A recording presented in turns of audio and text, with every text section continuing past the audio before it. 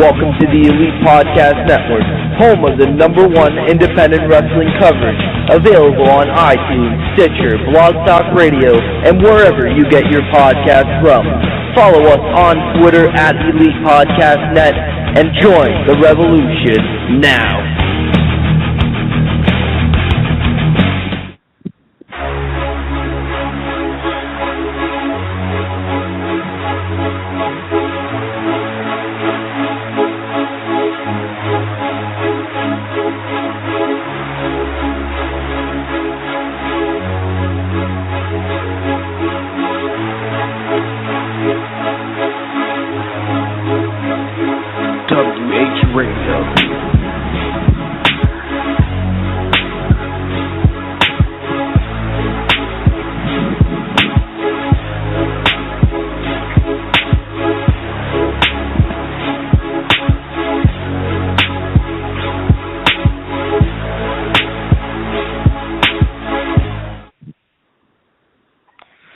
Welcome back to Wrestling Heads Radio. This is me, Oscar. I got two guys joining me who is going to join me in our top 100 going on tonight. Well, you can say this is part one of it. I got Skitz joining me. What's going on, Skitz? What up, man? Not much. And also, don't forget, we can't forget this guy, Mr. fucking... Not Tom from MySpace, but Tom, I don't know whatever your fucking last name is, but yeah, Tom, whatever your fucking last name. What's up, man? Gotta keep that confidential. What's going on, man? It's Tom. It's I'm not Tom from MySpace and Tom from Wrestling Heads. I like that. Yeah, I like that shit.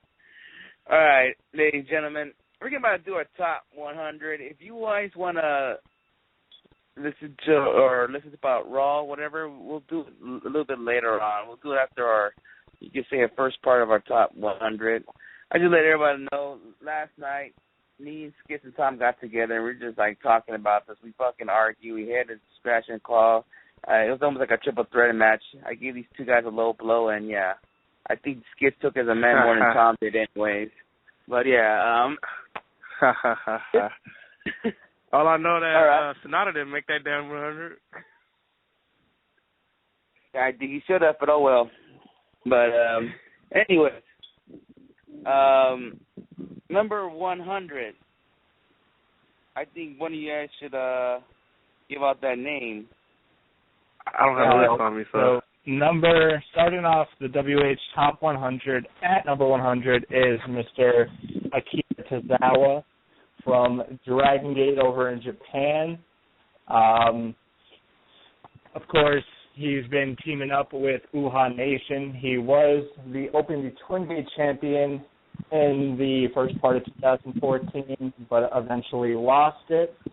So that did hurt him a little bit in this ranking. But, of course, for those of you who don't know who Akira Tozawa is, of course, he does work in Dragon Gate. He's done work in PWG in the past.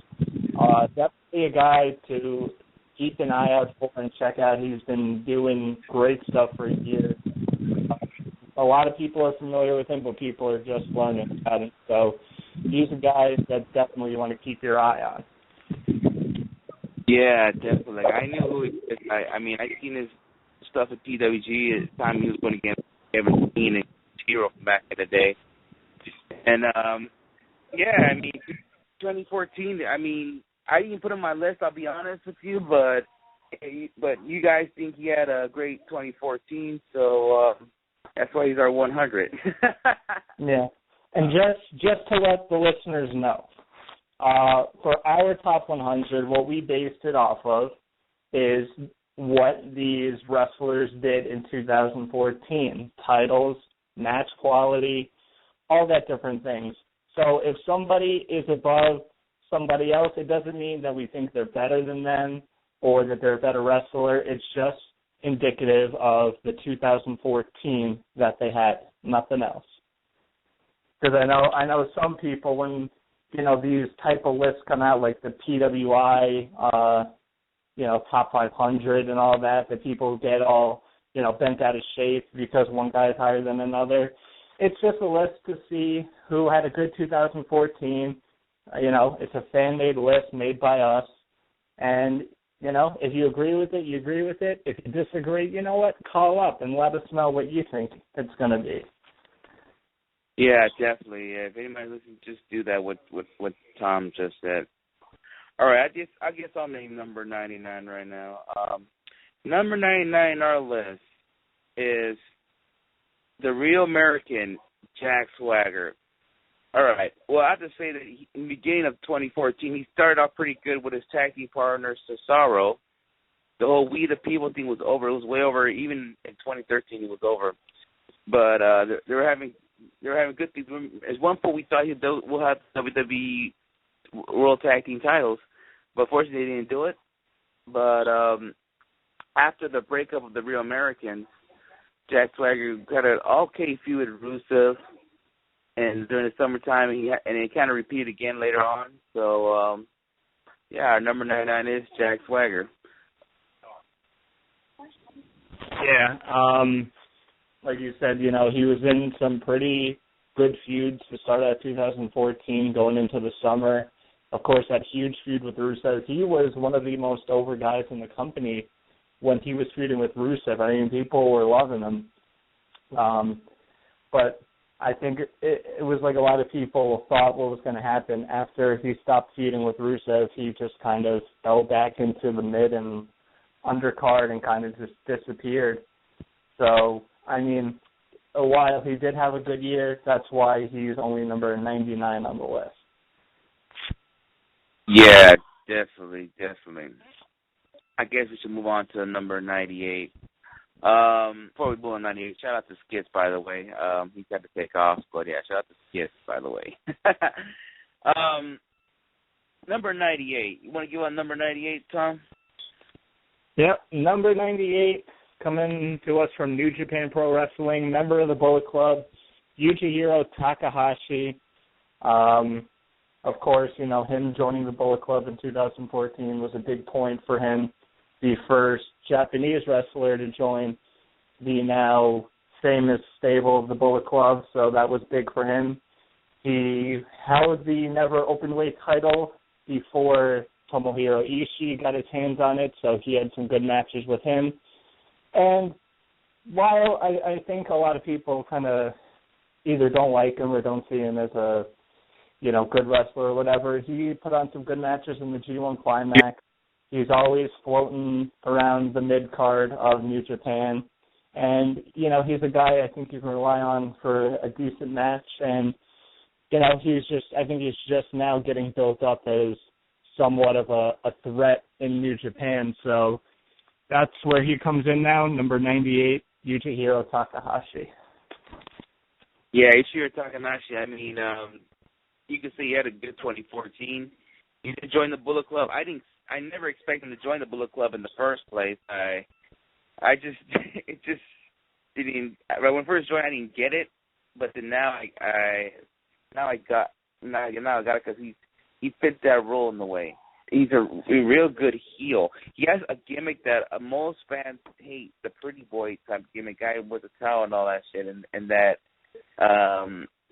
little pretty boy music in the background, Tyler Breeze is the only pretty boy I know that he's only over, but Yujihiro Takahashi, he's like a guy, I mean, his gimmick is the most well-known heel gimmick that people love to hate.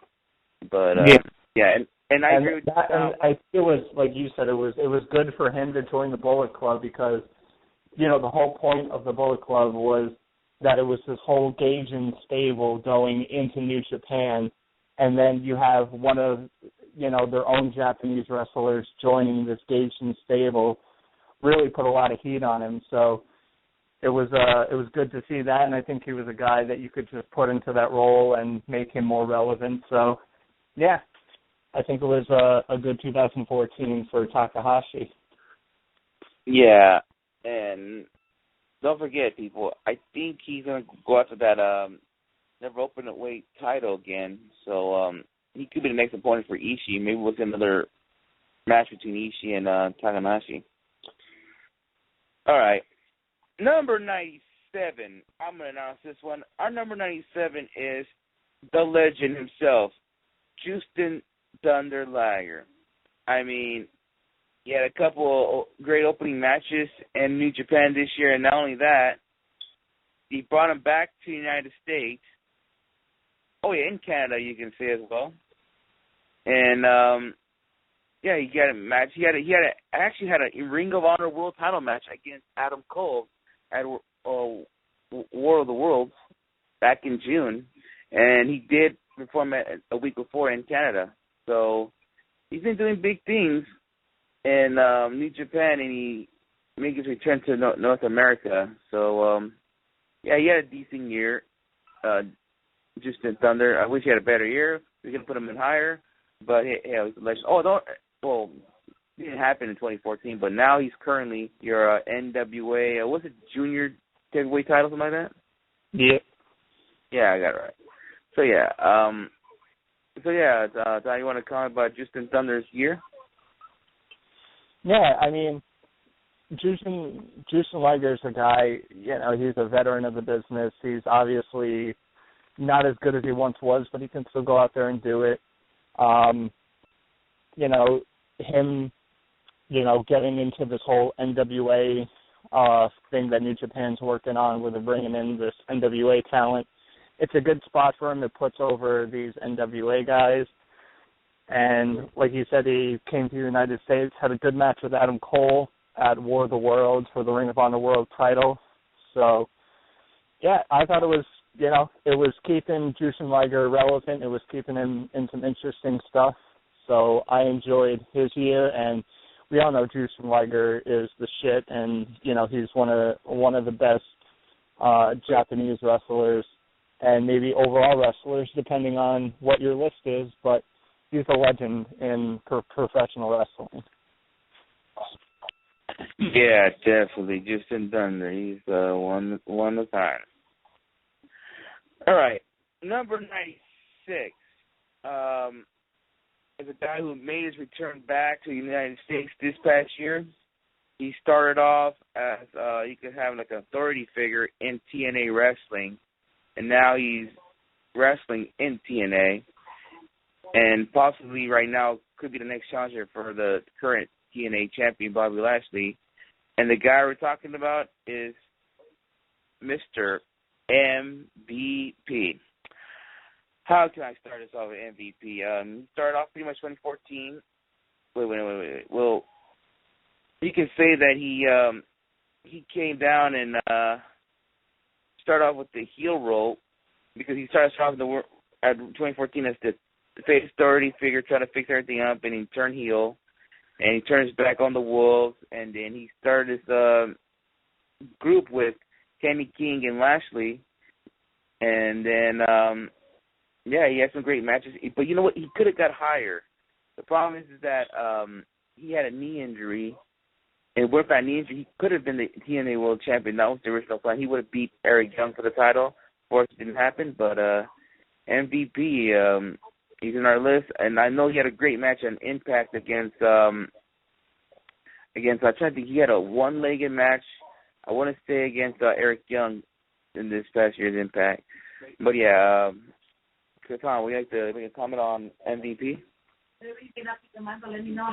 Yeah, you know, MVP came back to the United States scene after being in New Japan for a few years. Debuted in TNA as their, you know, mystery authority figure. Started out as, like you said, he was the face, he was for the people, and then eventually turned heel, so he was staying relevant.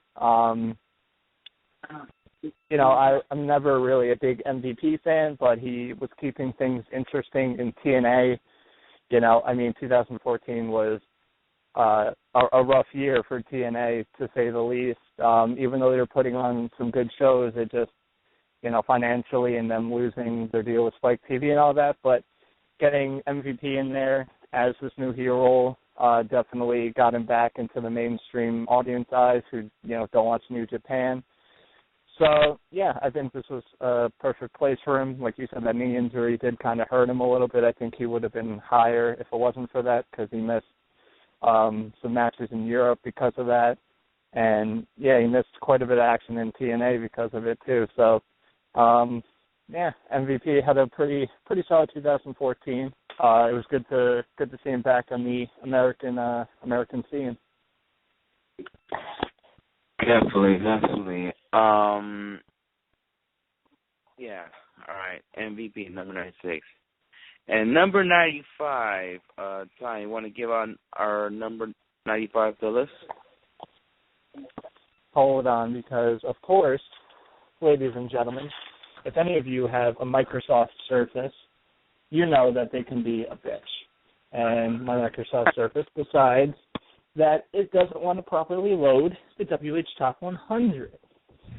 Let me see. Ladies and gentlemen, I will say, this is what happens with the Surface all the time. I'll be doing something, and it will just completely just crash out of nowhere or something. So looking to upgrade that definitely sooner than later, because, I don't know, the Surface doesn't seem to be working out too well. But here we go, finally. Excuse me.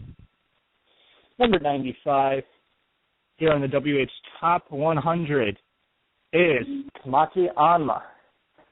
For those of you that don't know, wrestles in New Japan for New Japan Pro Wrestling, and he most notably got a big year in 2014 for entering the G1 Climax after Kota Ibushi got injured with his concussion, and took his spot and put on a hell of a series of matches. I mean, the New Japan crowds love Anma. And he has that whole underdog thing going for him, and the New Japan crowds absolutely love him. So he was putting on a clinic in G1 Climax, and ever since then he's been kind of floating around the mid and undercard, losing matches, but that's his whole thing, is just the New Japan crowds want to see him pick up that big victory. And then, even though it was 2015, he got a big win at Wrestle Kingdom 9. It just showed that, 2014 was a big year for Anma. And now a lot of the people over here who watch New Japan, who don't know who he was, now know who he is, and a lot of people love him. Yeah, definitely. Okay year, you can say. That's when he's like in our 90s. He started off his year pretty well at the G1 Climax, and then since then he's been going up and up. So too bad his little run didn't happen in the beginning of the year. Maybe it would have been higher on our list. But yeah, that's number 95, Anma. Yeah, I have a feeling that when we make our top 100 for 2015, I think that Anma's going to be much higher on our list. Yeah, definitely. All right, number 94 is another New Japan guy, and it's a guy that was doing pretty well. Then he fall off, but Bad Luck Fale. During the spring of 2014, I feel like they were trying to push him to a higher level. So then they had him feud with Shinsuke Nakamura for the IC title. He actually beat him for the title too. Then he had a rematch later on. A few months later, and then Nakamura won the title back.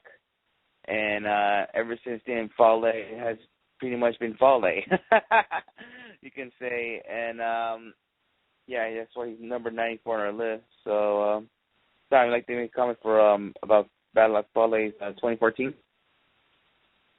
Yeah, just like you said, he was in a big, heavy feud with Shinsuke Nakamura over the Intercontinental title. He looked like he was going to be getting a huge push from New Japan, and then once he lost the title back to Nakamura, he kind of just fell off, was staying in the undercard, working tag matches, working six-man tags with the Bullet Club. He did have some good matches in the G1 Climax as well. So, but the thing with Alec Fale is that he's, this big guy, and it's tough for a guy that big to, put on the type of matches that you're seeing in New Japan from, the regular guys like Okada, Nakamura, Tanahashi, Ishii, all those guys. So, but I mean, he fits the bodyguard type role pretty good of the Bullet Club. So, I don't know, it just seemed that New Japan was going to push this guy as a huge monster in 2014, and then once he lost the title back to Nakamura, they just kind of halted his push. Yeah, definitely. Let's just hope he does have a better 2015 than he had 2014. I mean, I like the guy a lot, to be honest.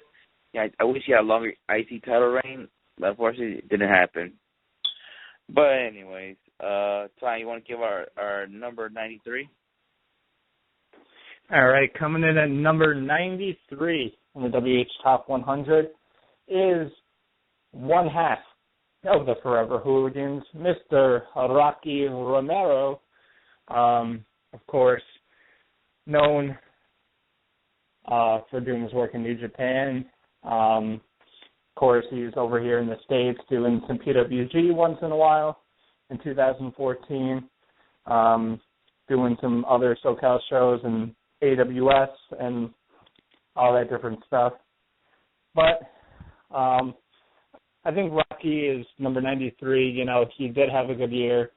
The Hooligans, of course, didn't really capture any gold in 2014. So that kind of put him there. But Rocky is, staying relevant. He was back in PWG for a little bit. Who knows if he'll be back in 2015. But number 93, Rocky Romero, definitely. I know, you've told me he's a cool guy and, definitely an underrated talent. Yeah, he is a really cool dude. We had him our guest twice in 2014. Love to have him back in the near future. But yeah, he was all over the place, pretty much. Japan, Ring of Honor. He was even part of the World of Worlds pay-per-view, and they had back in June. And not only that, he was killing over here in SoCal. He's doing shows at AWS and Santino Bros out here. He's doing shows there. He's competing for the company's world's titles promotion, like the AWS title. He's the heel there, the babyface, and yeah, he's putting guys over in the SoCal area. So yeah, Rocky Romero, he's one of a kind, and he's our number 93. All right, number 92 is another New Japan guy, and it's Takushi. I say about Takushi that he pretty much, to me, I don't know about you, Tom, but to me, he started off really well by having Prince Devitt's last match in New Japan before he went off to the WWE to become Finn Balor. He pretty much ended his career there in New Japan, and then months later he won the IWGP Junior Heavyweight title, and yeah, that's pretty much what he did. He's just pretty much he had a good half year. For Taguchi. That's pretty much I can comment about Taguchi. Tom, you have any comments about our number 92? Yeah, Taguchi started off 2014 feuding with Devitt, having his last match in New Japan, and then back in September of 2014 at a Destruction in Kobe, Taguchi actually beat Kushida to win the IWGP Junior Heavyweight title, and then he held it up until Wrestle Kingdom 9 in 2015. So the latter half of 2014, I think, was Taguchi's highlight. He, he had several successful defenses against Taichi and El Desperado. So I think the latter half of 2014 was better for him, and I think he's still going to stay relevant in that IWGP Junior Heavyweight title scene. Now Kenny Omega's in there, and watch him also in the IWGP Junior Tag Title scene. You know, he's had success in the past in there with Devitt as a part of Apollo 55. So I wouldn't be surprised if he gets back in that scene. So I think he's going to stay relevant in the juniors division throughout 2015. Yeah, definitely. Like again, people, number 92 was Taguchi. All right, Tom, you want to give out our number 91? Number 91, the WH Top 100, is Mr. Shane Hollister. Of course, all the American independent wrestling fans know Shane Hollister is doing a bunch of work in AAW, doesn't work in Canada, CZW. He does all his different rounds in 2014. Definitely a guy on the rise. I know some people are going to be disappointed that he's this low on the list. Maybe they feel he's higher, but I think we've put him here just because he's just getting started on what he can do. I think 2015 is going to be a big year for him. But if you look back in 2014, him and Eddie Kingston had a great feud for the AAW title. So go out of your way to go check that out. And watch out for Shane Hollister. He's going to be big within the next couple of years. And people have been saying it, not just fans of independent wrestling, but wrestlers as well. They speak praises about the guy. So I think by the time 2015 ends, Shane Hollister is going to be climbing the ranks. Yeah, definitely. Shane Hollister is great work in the ring. I wish we had him higher in our list, but we don't have it. But he will. I think he will be in 2015 when we do our WH Top 100 for 2015. I think he'll be higher. But this guy is killing the game in AAW. And like you said, he'll work in Japan. I even think you quoted this past year or in 2014, sometime in 2014, Tom, that you were hoping he makes it to PWG, if I'm not mistaken. Yeah, I was hoping he would make it in PWG, especially after the announcements, that the Ring of Honor guys were leaving. I thought it was a perfect opportunity to bring in Shane Hollister to PWG. But, the guys they're bringing in now with the Monster Mafia, the Beaver Boys, Mike Bailey, definitely just as good as Shane Hollister. And who knows? I think PWG is in a transition where they're going to keep bringing in new guys throughout 2015. So I think there's a good chance that Shane Hollister could pop up in PWG sometime this year. Yeah, definitely. But that's our number 91 for the WH Top 100, Shane Hollister. All right, number 90 in our WH Top 100 is actually a tag team. We did a little bit different this year. We actually put tag teams in our list. But number 90 is the Killer Elite Squad. All right, Killer Elite Squad. They had they started off as the tag champs, but they lost it to Gallows and Carl Anderson. And then I believe they, at the G1 Climax, as single guys, they were killing it in the G1 Climax. And, they had a lot of great single matches to both those guys in the G1 Climax. And then also, they came to America, and they were part of the House of Hardcore show they had over here, too. So, yeah, they've been doing great things. They're doing a good job in Japan. And their 2015 now is starting off pretty good. Now they're the GHC Tag Team Champions. So, Tom, you like to comment about they started off 2014, of course, losing the IWGP tag titles to Gallows and Anderson. And it just seemed like after that they were kind of hanging around the tag title scene. They weren't doing much in New Japan for a good amount of 2014. They did have some good matches in the G1 Climax, like you stated. But I think they're getting back on track as 2014 ended, and 2015 looks like you said, good for them. New GHC World Tag Team Champions. So, Killer Elite Squad. Once again, another group of guys I think are going to be climbing the list once 2015 ends. Yeah, definitely. Yep, that's our number 90 for WH Top 100. That's Killer Elite Squad. All right, Ty, you want to give out our number 89? Yep, the number 89 on the WH Top 100. When I say Oos, you say oh. Usos, yeah. No, but seriously, Jimmy and Jay Uso and the Uso brothers make number 89 on our Top 100. Of course, they became WWE Tag Team Champions earlier this year in 2014. Defeating the Outlaws and winning the titles. So, and then of course everybody knows their feud with the Wyatt family was a good one.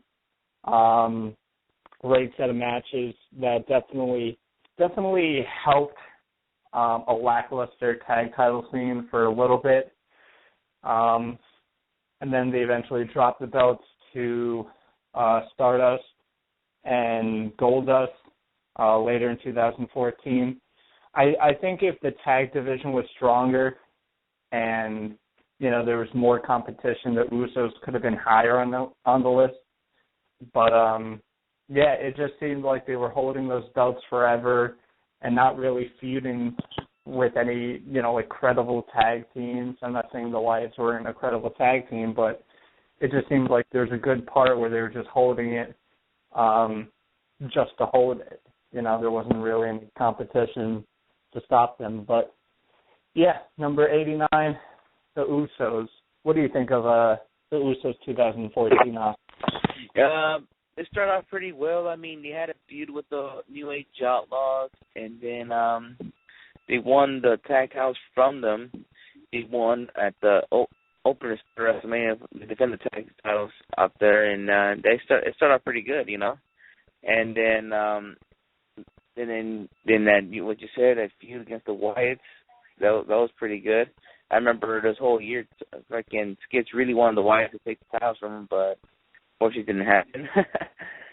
And now they're the current tag team champions, and we'll see if they have a better year. I mean, I've always been hoping for a better tag division, but it never happened. So who knows? Like, I agree with you, Tom. If it had a better tag division, and they would have been higher on our list. So that's our number 89, the Usos. I guess I'll give out our number 88 for the WH Top 100, and that is the King of the Night, Kenny King. Started off pretty well. I started liking his new gimmick, that King of the Night, the whole Las Vegas thing going on.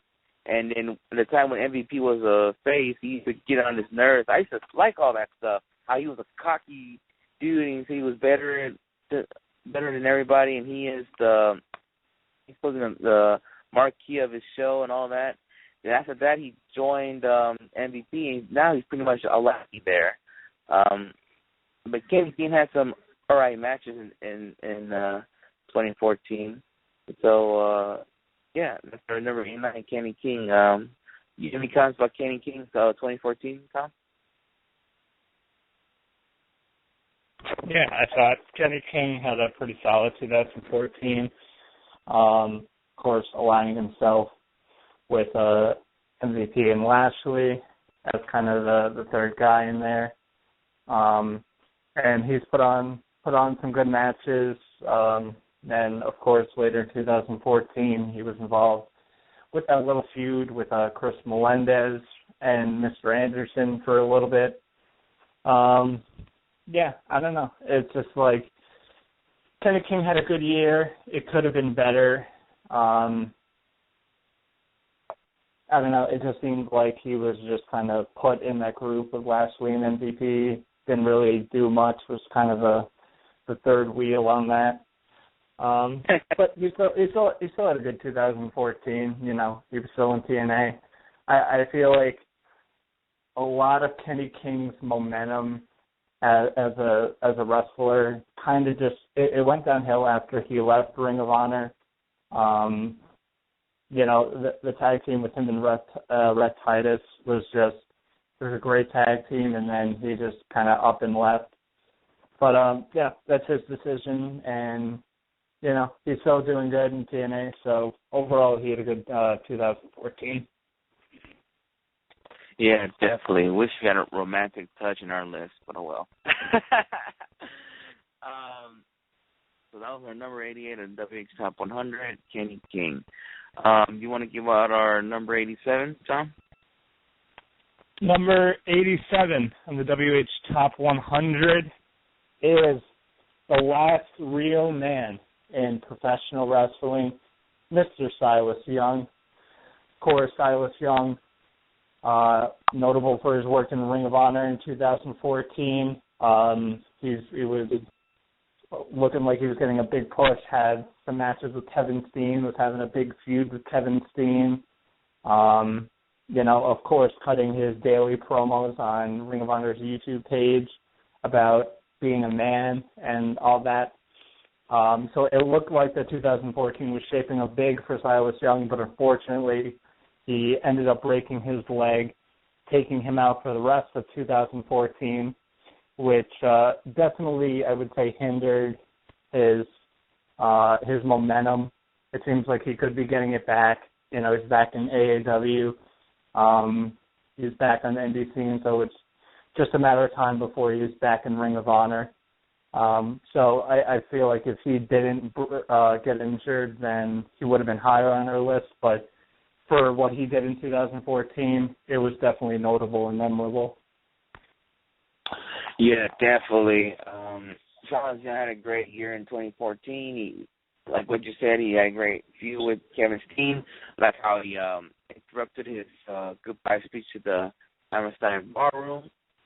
And then, it's been a great year. Also, he's killing the game out there in AAW. I mean, just like what you said, Tom, it wasn't for that leg injury, he probably would have got higher on our list. But unfortunately, it is what it is. And I hope he comes back. I hope I see him at in the 13th anniversary. I hope he comes in and interfere or something. So we'll see. And I'll be there on March 1st. All right.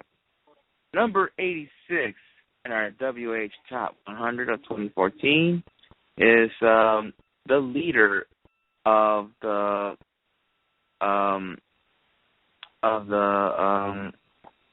Revolution, James Storm.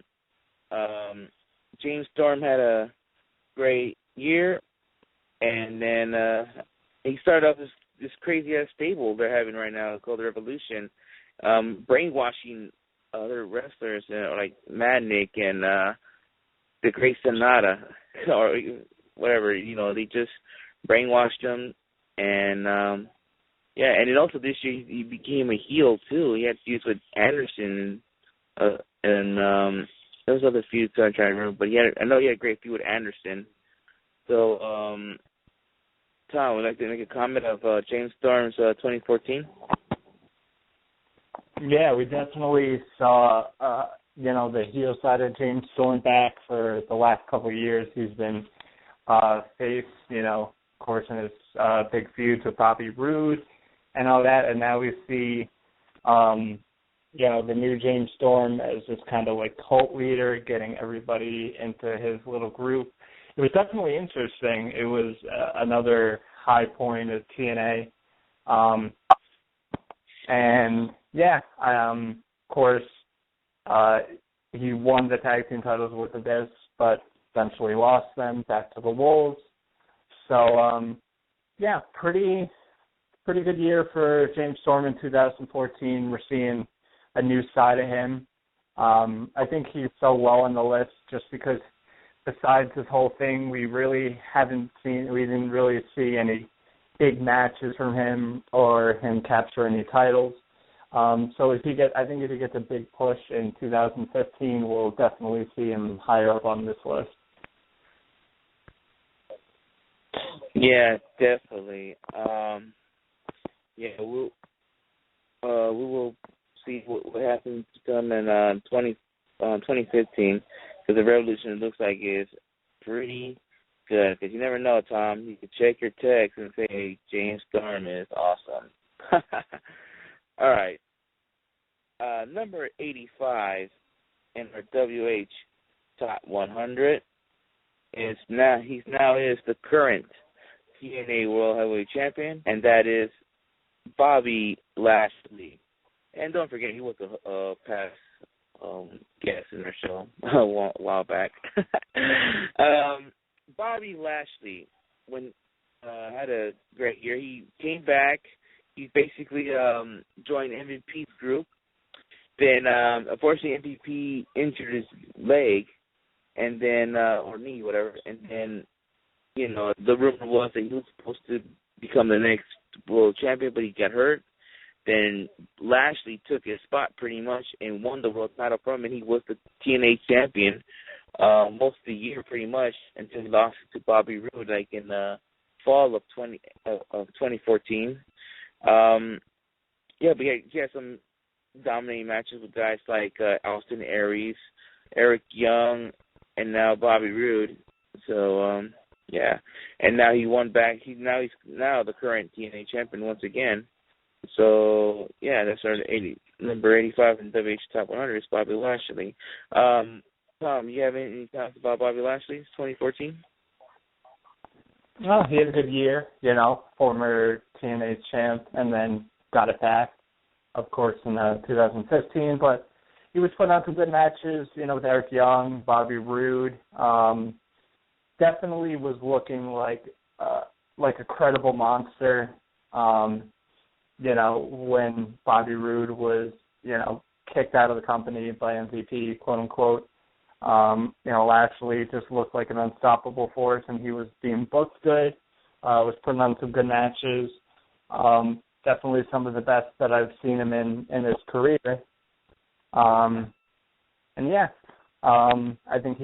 think once again he had a good year. And then let's not forget, of course, he's been doing some work in MMA as well. So Bobby Lashley definitely had a good 2014 in wrestling and in MMA as well. Yeah, definitely. Shout out to Nathan, by the way.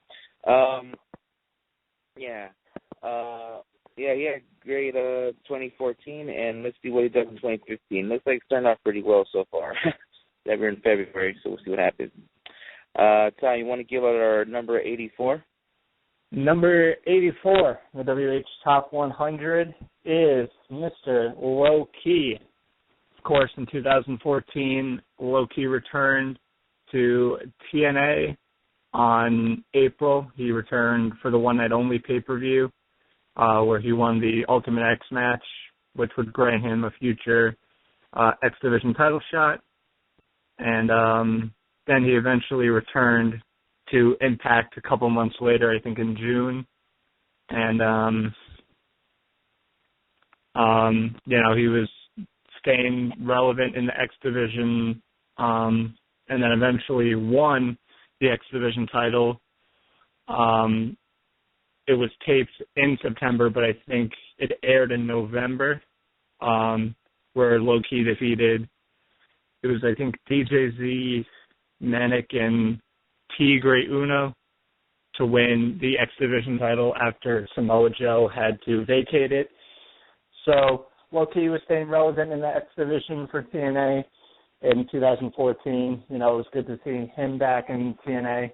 I think, once again, another guy that he could have been higher on the list had he had done more. It just didn't seem like he was doing a lot in 2014. He was kind of here and there, and he won the title pretty late into 2014. Now he's, with the, I think, what do they call them, the Beatdown Clan, with Samoa Joe, MVP, and who else is in it?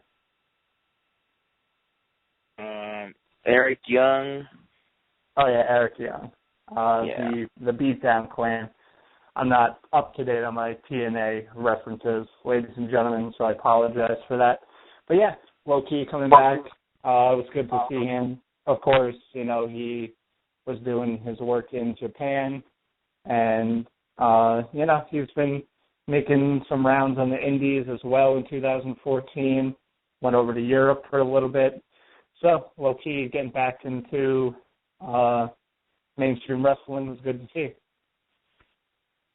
Yeah, definitely. I think what you said, I mean, that's what he pretty much did in 2014, but just one thing you also forgot. He was also in Evolve this past year during WrestleMania weekend. He had a great-ass match against Trent. I mean, people, you got to look that up if you haven't seen that match, but Low-Key versus Trent was a great match. Evolve, I want to say the first night during WrestleMania weekend. Yeah, I think it was a Thursday night show. Yeah. So I recommend you guys to check that match out with him against Trent from Evolve. So yeah, he was winning back and forth the X Division champion. And a little tag team with Samoa Joe. Had a great match with Samoa Joe. I mean, this guy's been killing it in 2014 in a way at the X Division level. All right, at number 83 in our WH Top 100 is a guy that I got to see him at PWG this past year, and his name is Frankie Kazarian. All right, Kazarian, pretty much when the time there was a bad influence, we're doing well. We were complaining that he deserved a better push, but then unfortunately TNA didn't want to re-sign him, so they let him go. And what sucked in the end of his TNA career that he had to, you know, drop down to the fucking Nux in the menagerie or whatever. So, you know, that's pretty much the ending of his TNA career. Then, what we all said, a TNA loss to the Ring of Honor gang. He came to Ring of Honor, debuted against one of the greatest tag team one of the great tag teams today is Red Dragon, and he's been killing it. He's doing things in Ring of Honor. He's doing things in PWG, and I get to see him also wrestle at House of Hardcore against the Young Bucks. So pretty much I saw the Addiction and the Young Bucks twice this past year in PWG and House of Hardcore. And I hopefully maybe this past year in 2015 they might walk out maybe Ring of Honor tag champs, who knows. But yeah, that's our number 3 in our list, Frankie Kazarian. Tom, you got any comments about Frankie Kazarian's 2014? Yeah, that's actually going to lead me. I'll combine it with our number 82 on the WH Top 100, Christopher Daniels, of course, the Addiction rounding out the Top 100 at 82 and 83. Of course, two very talented wrestlers, underutilized by TNA. They could have done so much more with that influence. It looked like they should have done more with them. And, you know, Daniels and Kazarian are both two guys that were with TNA since not their exact beginnings, but almost since the start of that company. And, you know, are two veterans of that company, have been part of the X Division for so long, were a major part of, you know, that company growing to what it once was. And to see them just get released like they were nothing, it was a shame. But both of those guys made their way back to the independent circuit and Ring of Honor. So it was good to see them back. Of course, they've had some matches with the Bucks in Ring of Honor, House of Hardcore, PWG, everywhere. So it's good to see them back. I think once again, two guys that would have been higher on the list, they just really, besides them coming back, they really didn't do anything, didn't win any titles, were involved in good matches nonetheless. But I think 2015 is going to be a year where maybe some tag team gold might go around their waist. I think just 2014 was just them kind of getting back into the thick of the independent and Ring of Honor scene. So we'll see what happens. Definitely two guys that deserve better, but TNA's loss is indie wrestling's gain. Yeah, definitely. Yeah, so that was our what? You pretty much combined it, 82, 83. That was Christopher Daniel and Kazarian. So, yeah, I think it's time we should go on to number 81, which during the time we're making this list, you and Skitch or whatever you connect with, but number 81 on our list is Mark Briscoe. Mark Briscoe, he had some great turnover guys in the mid-card of Ring of Honor this year, going against guys like Jay Lethal, Charles Young. There's other names, too. I want to say Mike Bennett as well. Mm-hmm. And, yeah, he had some great feuds, just putting the young guys over. And, yeah, I'll hopefully maybe sooner we will like to see the Briscoes get back more involved in the tag team. This Jay Briscoe dropped the title. So, yeah, this basically is in our list because he had great feuds with mid-card talent and putting them over. He knows put it this way. We're just giving him props that he knows how the business is, and it's just time for him to put guys over. So, yeah, that's Mark Briscoe on our list. You got any comment about Mark Briscoe? Yeah, just like you said, he's kind of on the list. I mean, he really didn't do much in 2014, but he's up there because he's always involved with something in Ring of Honor, whether it's a tag team feud or a singles feud. And, of course, everyone knows that Mark's one of the most entertaining guys in Ring of Honor. So definitely, I think I'd have put him on the list regardless. Maybe a little bit low by some people's standards. Maybe some people think he was higher, but doesn't matter. We'll see what Mark Briscoe does in 2015 if he kind of stays there, maybe goes on a singles run for himself. It seemed like for the latter half of 2014, he could possibly make a run for the ROH TV title and actually pick up the victory, but of course, Jay Lethal is still running game with that TV title, so that never happened. So, yeah, Mark Briscoe, one of the, more reliable talents in Ring of Honor, always has a good feud, good matches, never disappointed with the guy. Yeah, definitely. Hey, Tom, let's take a real quick call, and, let's take a real quick call real fast. I think Mark Out for Tacos is on there. Hey, what's up, man? What's going on? Not much. We're just doing our list, our WH Top 100. What's up with you, man? Yeah, not much, man. I was playing this game called Dishonored. Don't know if you're familiar with it. No, I'm actually not. Yeah. It's a stealth-based game, but anyway, Raw was okay, I think. I really liked the ending. I thought the brawl with Reigns and Bryan and, how crazy it got really made the interest level of the match go up like a whole nother notch pretty much. And, I'm glad they did that, And, I mean, at first, I was slightly interested in it, but not really. But now I'm, really into it and really want to see it. Yeah, definitely. We're going to get to talk about Raw a little bit later, but, yeah, that ending was pretty cool. So, yeah, and also, the whole Sting stuff going on right now and playing Lion King. Yeah, that was a good promo with Triple H and Flair. I like that. We'll see where that leads, but I just wanted to talk to you about something when you were talking about your top list and you mentioned Lashley. I don't know if you did it intentionally because of spoiler purposes, but you said that he's the current TNA champion. Yeah. And I'm pretty sure that that's not the case of something that just happened. Oh, yeah. Well, we haven't given any spoilers about TNA, but, yeah, right now you can say... Okay. Yeah, I got you.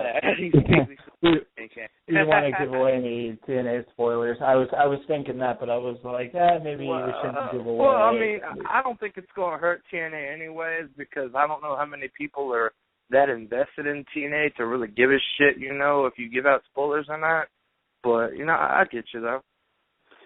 Well, yeah, TNA was funny. I felt like they still live in the 80s, but they're trying not to reveal too much. Like, you remember their time with Wrestle One, they didn't want Sonata to be part of their shows because they haven't got to a point where they dyed his hair and all that shit. So, like, come on, guys, you know? Right. Yeah. So, hey, man, where's your boy Skits at?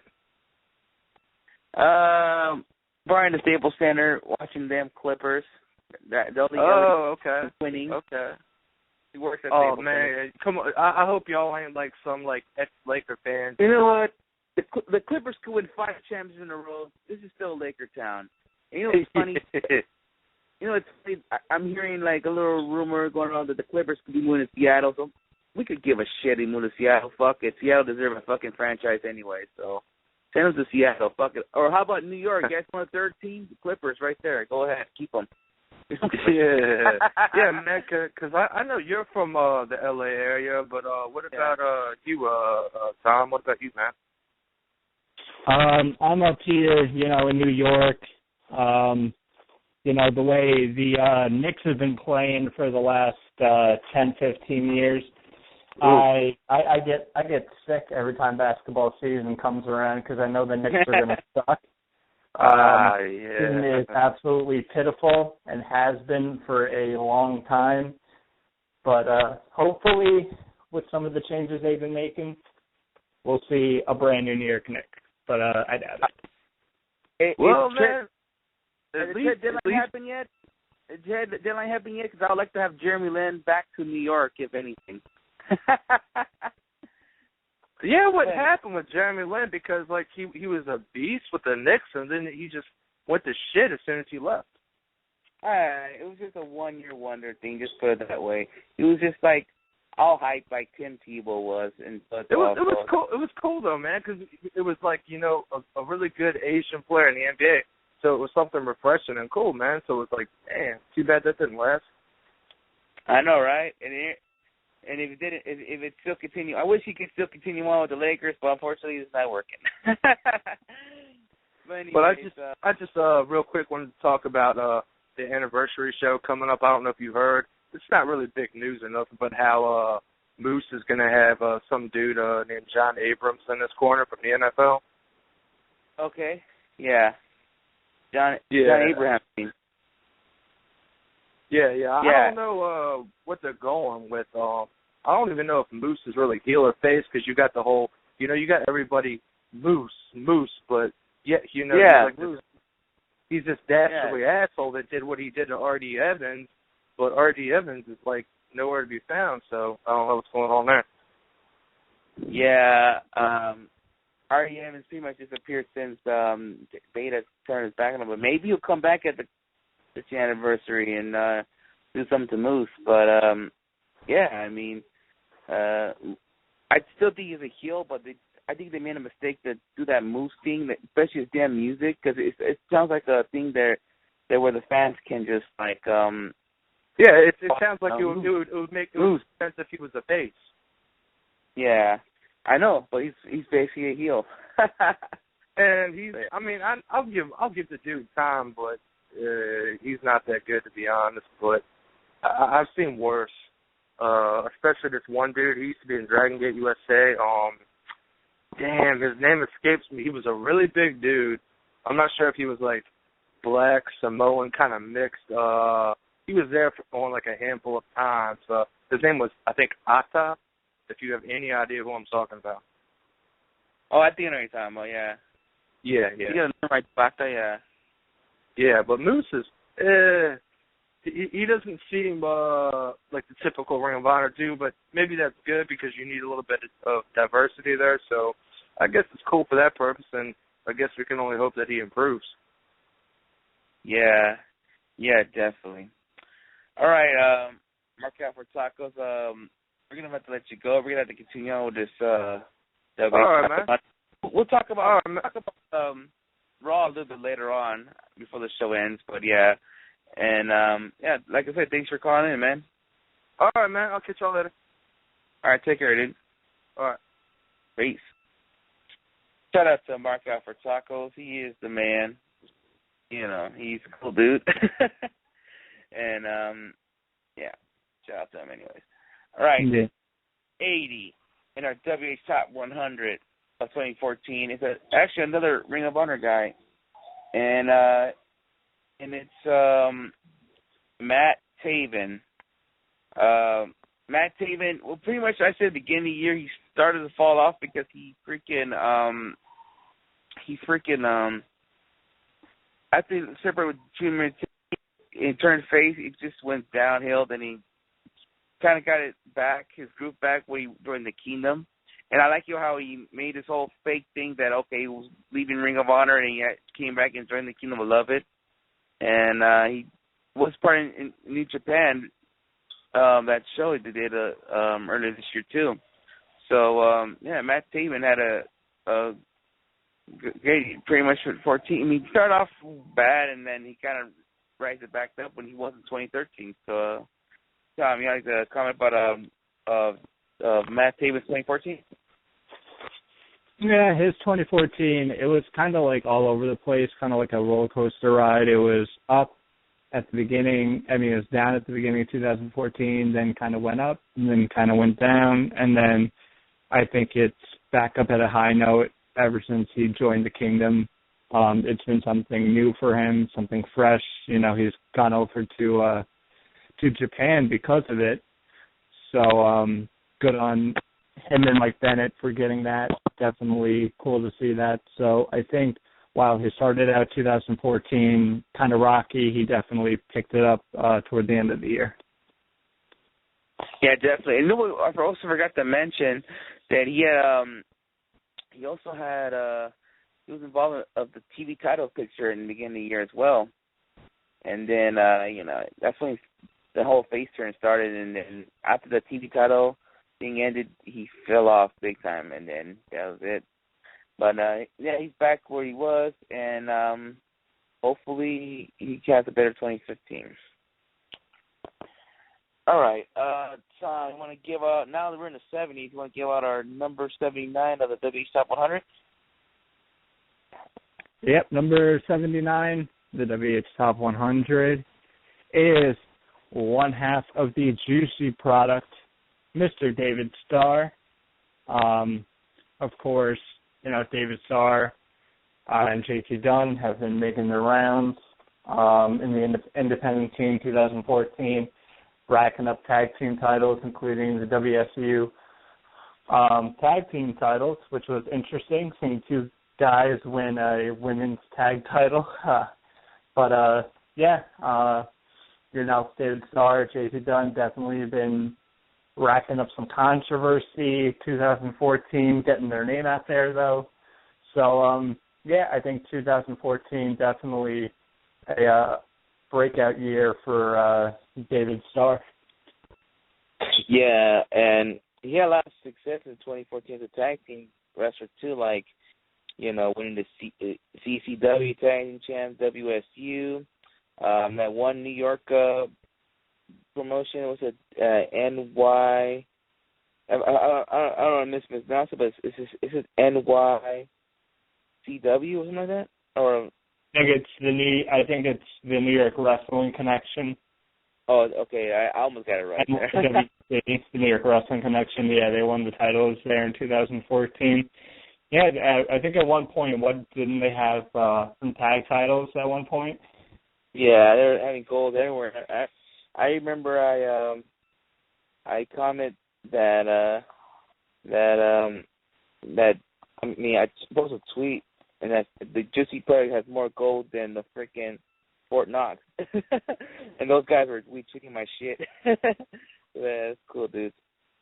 Yeah.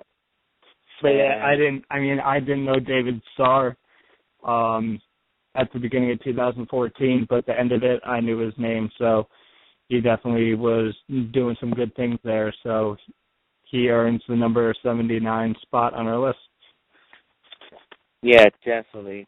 And don't forget, don't get hit by by his crotch. Just be careful, all right? All right. All right. Number 78 in our WH Top 100. I would say I'm higher, but oh well. TNA champion, Eric Young.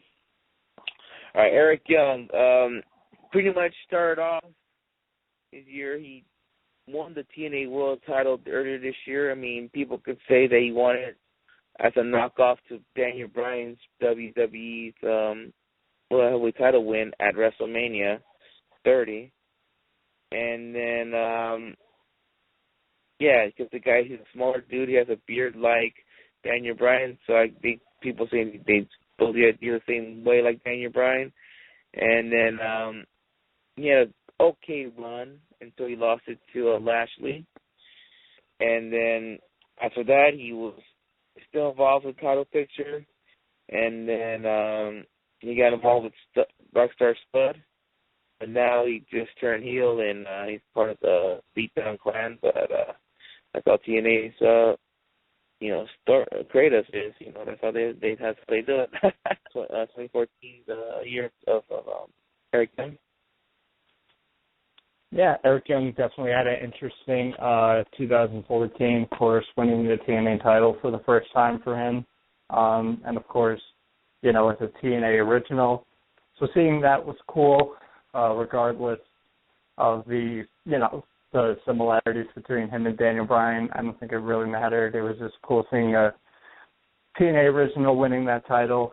But I feel like he's so low on the list just because, besides winning that, he didn't do much after that. He kind of stayed around the main event scene a little bit, but just kind of faded off. I think if they would have let him hold on to the title for a little bit longer, had more of a feud with Lashley, then he would have been higher, but still a good 2014 for Eric Young nonetheless. Yeah, definitely. That was a great year for Eric Young, and let's see what happened in 2015 with Eric Young. All right, number 77 in the WH Top 100. He's a member of the Bullet Club, and that is Doc Gallows. All right, Doc Gallows earlier won the IWGP Tag Team titles. He basically held it the whole year, and not only that, he came back to the States and worked in Ring of Honor, and then he was doing great things with Carl Anderson. He's part of the top stable of the World Professional Wrestling, which is the Bullet Club. And going back to his Ring of Honor match, I expect that match to be good with Carlson and the Briscoes, and that match was freaking. It was surprisingly, it was pretty good. So, and I didn't think that because of what I mostly thought before, that show he had a Ring of Honor. I'm most guy who had matches in WWE and TNA, but I was not thrilled to have him Ring of Honor, but he pulled it off, and I'm going to see him at the 50th anniversary. So, Tanya, you want to give out a comment to of Doc 2014?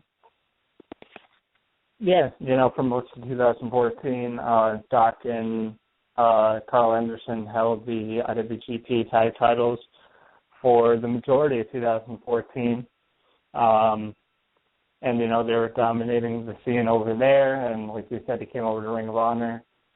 They definitely picked up toward the end of 2014 for a while when they first won the titles at Wrestle Kingdom at the beginning of 2014. And then for a while there, it seemed like they kind of forgot about the IWGP tag titles. But toward the end, I think after the G1 Climax, the tag title scene kind of picked back up. So, still a good year for Doc Gallows. He seems to even be improving in the ring-wise. When he first kind of got into New Japan, he was, I don't want to say rusty, but I think he was still just adjusting to the style, kind of getting out of the WWE style. But he seems to be fitting in there. And, of course, Doc Gallows, he's a good brother. He's a good brother. So, and I mean, I recommend everybody checking out his Sex Ferguson thing on High Spots. His interview with Cliff Compton at Sex Ferguson. I mean, fucking hilarious. And I wish we could have seen that Doc Gallows in WWE, but we're seeing some good stuff with him. So he seems to be getting better every year. Yeah, definitely. We'll see what happens with Doc Gallows here. I mean, he just recently won back the IWGP Tag Team title, so we'll see what kind of year he'll have in 2015. And like I said, I'll see him at Ring of Honor's 13th anniversary. All right, Ty, you want to give out our number 76 at WH Top 100? Yep, coming in at 76 on the WH Top 100 is Mr. A.R. Fox. Of course, known for his time CCW, PWG, Evolve, all over the place. One of the craziest madmen in all of independent wrestling. Looks like he's going to kill himself every year. And, of course, you know, he's doing stuff in PWG, Evolve, CZW. He would have been up higher on the list, I believe, but injuries were plaguing him for a good portion of 2014. So I think that hurt him a little bit, but still a top talent over on the indie scene, and he's going to keep doing work. Yeah, he's keep doing good work. I wish the guy would have been higher because of his work, but unfortunately he got injured so many times. He had a miss. I think he even missed a bola, if I'm not mistaken. And yeah. I mean, he probably would have been awesome in those bola tournament matches, but unfortunately didn't participate. He hasn't all right year. He's still doing his thing, and I think we had him hired last year, like in the top 10, but unfortunately he dropped down big time this year. So yes, A.R. Fox, and maybe hopefully we'll get him back in Wrestling Heads Radio down the road. Yeah, hopefully he can stay healthy, because I know, of course, in the beginning of 2015, he got injured again with a concussion over in Evolve with his match against Trevor Lee, where Trevor Lee just kicked his head off. So hopefully down the line, you know, A.R. Fox can stay healthy, keep doing this thing, and, you know, we'll see where he goes from there. Definitely a talented guy. Yeah, definitely. All right, number 75 in the WH Top 100 is the Juice himself, JT motherfucking Dunn, the other Juicy product. All right, same thing like David Starr. Him and David Starr won titles all over the place in CCW, WSU, FIP, NYWC. I mean, this guy been killing it again. Not only that, he's been doing more singles matches around like Beyond, and then what's it called? New England wrestling up there in New England area. Been all over the place. And he also came over in the West Coast, which I was so mad that I fucking missed him. He did a Santino Bros show around here in Los Angeles, but I was so mad I fucking missed out on that one. And he also was a part of this new company in Arizona, IWS. He was doing stuff there too. And JT Dunn, he did a great 2014. He still wants to be part of the Pro Wrestling Guerrilla family. I still wish him luck there, and hopefully we'll see him in PWG, down the road. So who knows? Tom, you want to comment on JT Dunn's 2014 year? Yes, just like David Starr, I wasn't really too familiar with JT Dunn going into 2014, but the whole thing with the Juicy product definitely caught my eye on him. A guy who's definitely climbing the ranks, the indie scene, whether it can the tag team with the Juicy products, but he can go in there by himself and do singles things. He's been doing some great matches in Beyond Wrestling. Check that out. He actually just recently teamed with Chris Hero. So the two guys throwing fucking elbows, teaming up against each other is trouble for any opponents. But, yeah, just like David Starr, it's good to see him climb the ranks, and we'll see what's in store for 2000. Yeah, definitely. That's the Juice, man. He's the man. The Juice, JT. I hope you have him back on wrestling. I enjoyed having him on. But yeah, he was a cool. I think we had him on in 2014 as well. So, yeah, the Juice, baby, the Juice. All right. Number 74. You want to go on this one, Tom?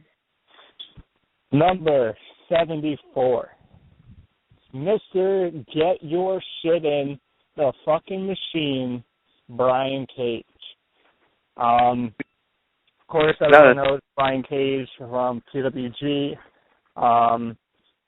teaming with Elgin at the beginning of 2014, doing some single stuff, but unfortunately, I think like AR Fox, his injury around PWG 11 kind of hindered him. He also missed PWG Bola because of that, so it definitely dropped him down a little bit. But he definitely came back full force. The debuting Uha Nation, was involved in a crazy four-way at Black Hole Sun with him, Uha Nation, Biff Busick, and Tommaso Ciampa.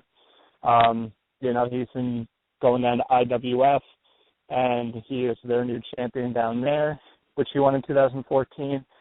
And, of course, him debuting officially in 2014 in Lucha Underground as Cage. So while the middle of 2014 was tough for Brian Cage, he is getting on a roll now because now he's going down to AAA to work with El Patron. He's tearing shit up in AAA.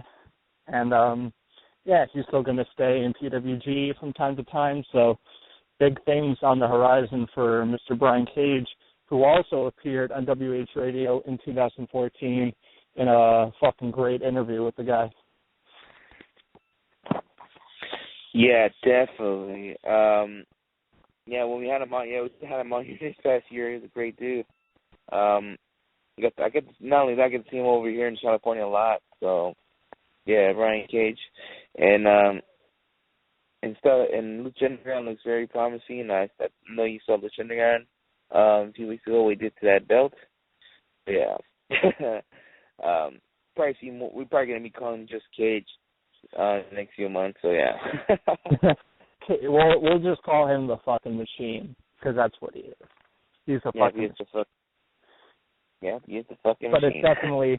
I know when we talked with Brian Cage in our interview, it was around the time where he was getting back from his injury, and he was definitely disappointed that he missed PWG 11 and Bola, and he was on a mission to come back full force, and he's doing it in Lucha Underground, PWG, IWF, and now going down to Mexico for AAA. So he's definitely picking himself back up and getting his shit in. All right. Shout out to the 559, by the way, his home state, his home area code, you can say. All right. Number 73 in the WH Top 100. It's a guy that we all want to get hired. We all want to get pushed. His Twitter got hacked just today, I believe, or yesterday. Cesaro. He started off pretty good with the Great Americans. He won the Giant Memorial Battle Royal at WrestleMania 30. We thought he was going to get a good push. He had an Intercontinental title feud, which he lost, and he keeps losing title matches. And I don't know. It just that it. And then the fall, since the summertime, he went down, but now he's part of the tag team with Tyson Kidd, and their name is the Brass Rings Club, and they're about to go against us this Sunday.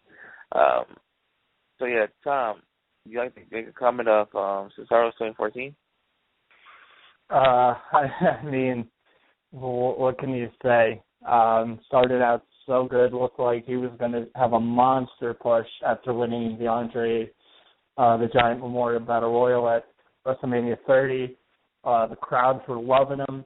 He was looking like he was going to be a big-time star, and then he gets paired with Paul Heyman, and it looked like he was going to be even bigger, but then WWE just completely screwed it up, decided not to use him properly, and he should not be where he is at 73. I mean, the only reason we had to put him here was because he didn't really do much besides win the Battle Royal at WrestleMania 30, and that's not his fault. He's still one of the best workers in the company. He's always putting on great matches.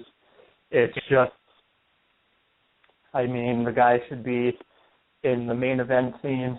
Everybody knows it. It's just a shame what they're doing to Cesaro. I don't know if they're ever going to wake up and realize that this guy's a main event talent.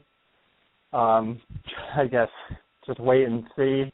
I know Stone Cold, when he was doing his podcast, and Mr. McMahon asked, why isn't Cesaro getting over? And, you know, for Stone Cold to pick out Cesaro as a name to ask Vince McMahon, obviously Stone Cold speaks highly of him and wants him to be up in the main event scene as well. I don't know, for some reason Vince McMahon doesn't want him up there. So, I don't know. Cesaro should be up in the top 15, top 10 of our list, but because of what WWE is doing, you couldn't put him up there. But once again, not his fault. It's WWE's fault. He's one of the best talents that they have. So we'll see what happens 2015 for him. If he does get the push he deserves, or maybe he's not with WWE anymore. I think whatever happens to him, he'll be good either way. Yeah, definitely. Yeah, we'll see what happens to Cesaro in 2015. We'll see. Well, maybe he'll have a tag team title run. All right. You want to give out number 72, Tom? Yep. Number 72 on the WH Top 100. Beating out Cesaro, which, I mean, I can't believe Cesaro is this low. We had to put him this low. Fuck you, WWE. But number 72 is a guy who got out of WWE, made his return to the independent scene, reborn Matt Sydal. Of course, in 2014, he got released by the WWE around the springtime, made his return to the independent scene for Evolve, made his return to Ring of Honor, has been tearing it up, of course, returned to PWG for Bola, teamed with Chris Sabin, and they defeated the Bucks, actually, in 2014. So, looks like Matt Sydal is back, in full force. Probably would have been higher on the list, but it was just, he made his return kind of later in 2014. Sorry. Made his return later in 2014. Didn't really do much, but once again, another guy that's going to climb the ranks in 2015.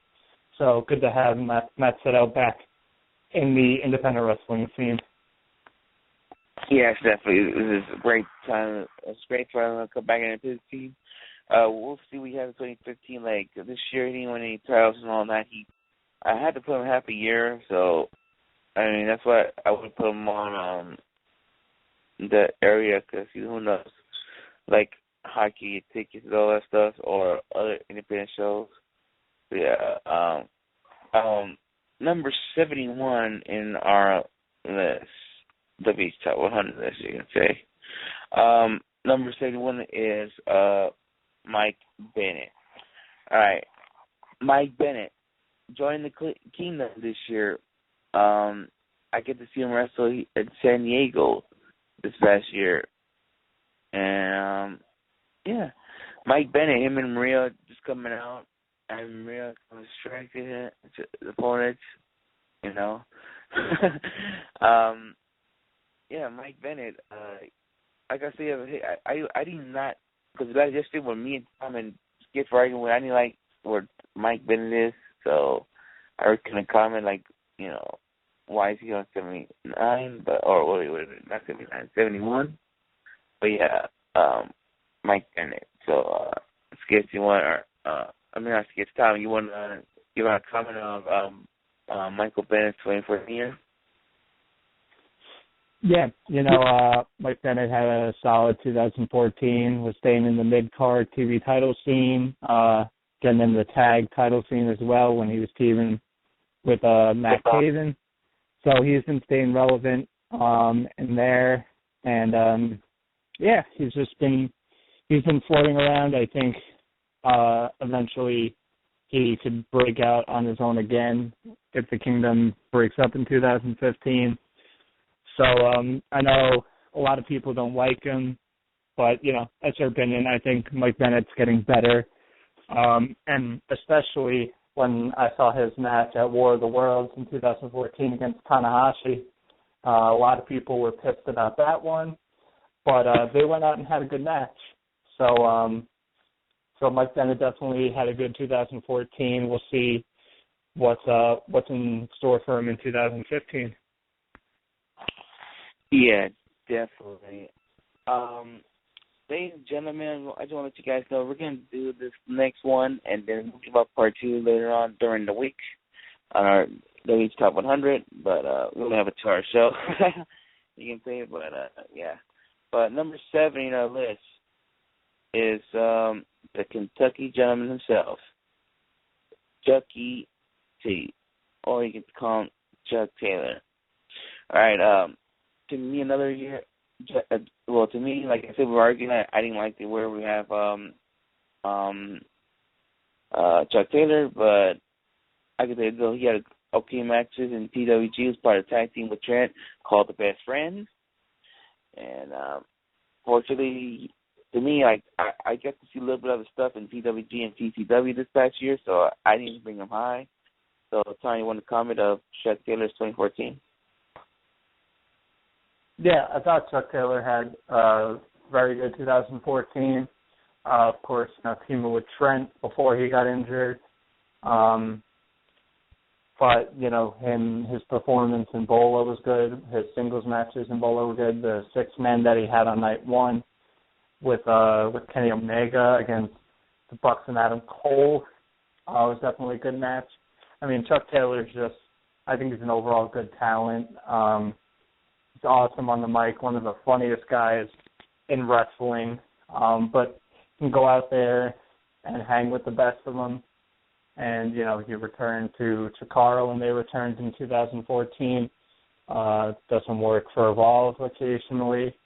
And, he makes his rounds to other independent promotions. He stays relevant. I think everybody loves the Kentucky Gentleman.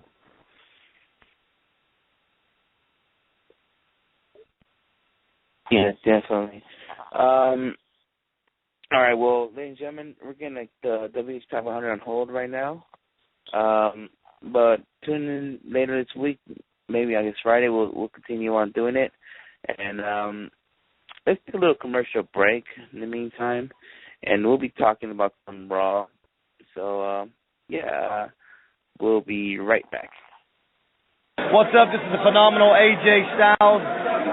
Down here in LA, kicking it with the PWG, busting my tail, freaking great tournament, the Bola tournament is freaking amazing. Anyway, the fact of the matter is, everybody and anybody needs to listen to Wrestling Head Podcast.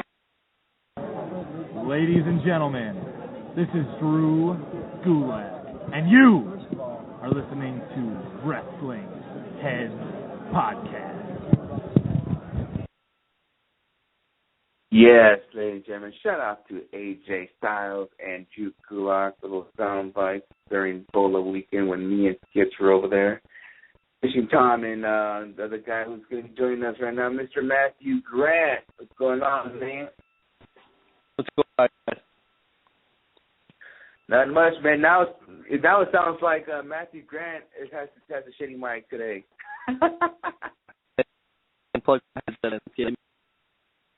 You're busting the kids now. What the fuck? You're busting the kids now. What the fuck? But anyways, do I have shitty mic syndrome you now? can follow Matt Am I Graham's shitty mic at WWP Shitty Mic. Oh, I'm getting thrown under the bus for 3 seconds of shit by shit. Now when Skid's listening, he's gonna be all like, it bites him in the ass now, motherfucker. I can't steal his gimmick, man. Come on, that's his thing. That's the only thing he's got. Oh shit! Sorry, Skid. All right, well, sorry, Skid. But anyways, all right, Raw tonight. What do you guys thought of Raw tonight?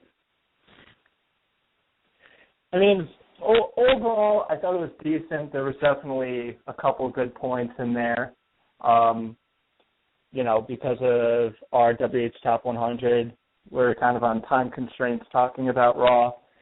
But, talking about some of the high points, Dean Ambrose and Luke Harper had a good match, of course. Both are great workers, so no doubt that they're going to go in there and have a great match. Seth Rollins, Dolph Ziggler also had a good match as well. If they would have had more time, it would have been even better. Once again, two great workers, so not surprising. And then at the end of Raw with Daniel Bryan and Roman Reigns, their brawl at the end of Raw I thought was excellent. It was actually a great way to set up their match this Sunday at Fastlane.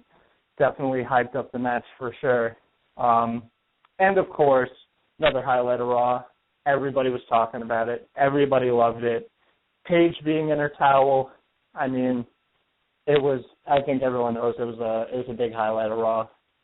I think a lot of male fans were happy with that one. So. Yeah, especially you and your Jimmy was happy. I know you want to see more time happen. Yeah, if only this was the Attitude Era or the Ruthless Aggression Era, maybe we would have seen a little more. But we'll take it for what it is. Paige, all right. Paige is Paige, and then of course she stole one of the Rosebud's outfits and looked little weird, but it's whatever. All right, Tom. How about I do this? I'll send you a picture of me and Paige, and maybe you can enjoy that. You can see me having my arm around her, so I'll send you that picture. Just don't. You wish, brother. But just don't jizz on my face, please. All right, ladies and gentlemen, we have hit the low point on WH Radio tonight. Please don't bust no, what's that movie called again? That End of the World movie with James Franco and Seth Rogen. The Interview? Don't bust that shit. No, not the Interview, the other one. God. Pineapple Express? No. I think it was when Rihanna dies in the beginning. Oh, I know exactly what you're talking about too, and the end. The end, yeah. Don't bust that shit on me, all right, Tom. That's all right. But anyway, getting back to Monday Night Raw. I can't believe we wasted a minute on that. Wow. Oscar, what did you think of the last sequence on Monday Night Raw, the brawl between Roman Reigns and Daniel Bryan? Did you like it? Yes, because I saw blood. Roman Reigns' mouth was bleeding. That's the first time I've seen blood on mouth since when Brock Lesnar punched John Cena in the mouth and he started bleeding. Don't forget Roman Reigns was bleeding at the end of the Royal Rumble as he was getting booed the fuck out of Philadelphia. So there was that moment. Well, I totally forgot about that happened. I think I totally forgot about that because I was more focused on the fans bullying the shit out of him. Yeah. But I thought it was an excellent brawl. I mean, they were definitely kicking the shit out of each other. It was a good way to hype up the match for Fastlane. So I enjoyed it. It was a good way to go off Raw. Like I said, it was a decent Raw. Nothing really to take home about.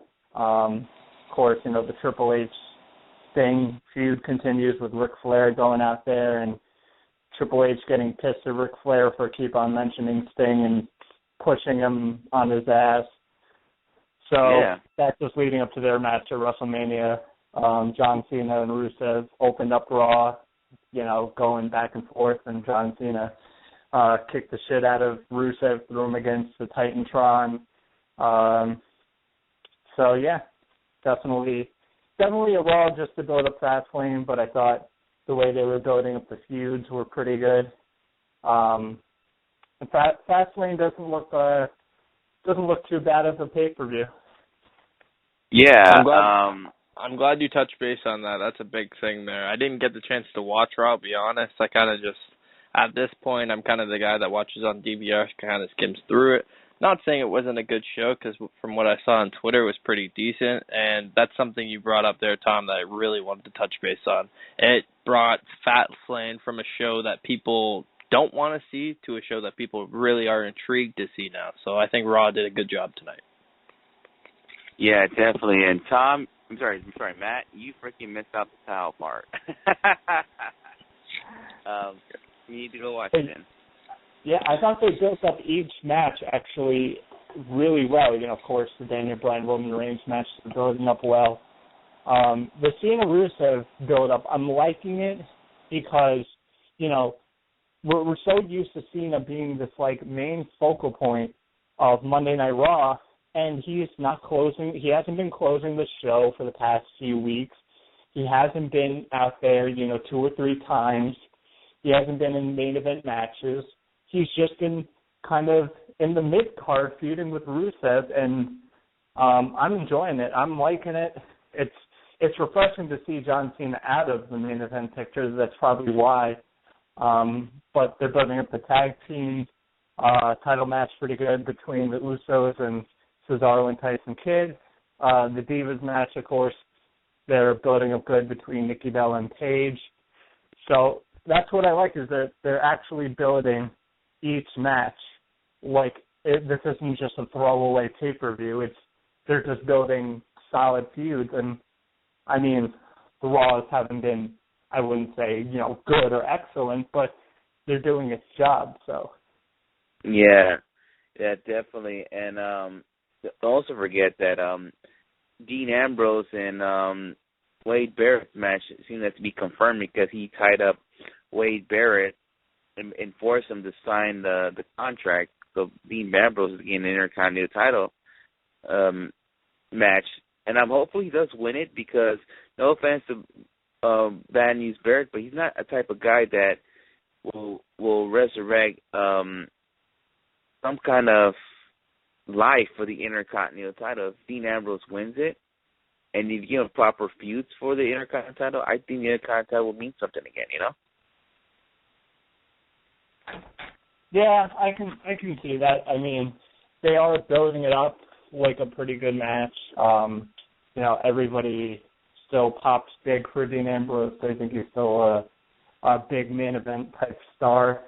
But it's a good Intercontinental feud for now. It's just, what are they going to do, at WrestleMania and moving forward is the real question. Definitely. And Seth Rollins, man, I believe this is the first time it's been shown since the whole hack thing. I don't know. I need to watch SmackDown, so I think it's the first thing I saw since he got hacked. But hey, he just came out thinking he was cocky and shit, talking about his Money in the Bank and all that shit. And remember when Dolph Ziggler came out and he told him that let's joke your career. But you know what? He could have came out with a comeback. I got pissed off at the whole creative team that, he could have came back saying, hey, at least I cashed in the Money in the Bank and won it. When are you going to do it? No? That would have been a comeback right there. Yeah. Don't try to make us forget that Dolph Ziggler has won the World Heavyweight title before from cashing in Money in the Bank, something that Seth Rollins had not yet done.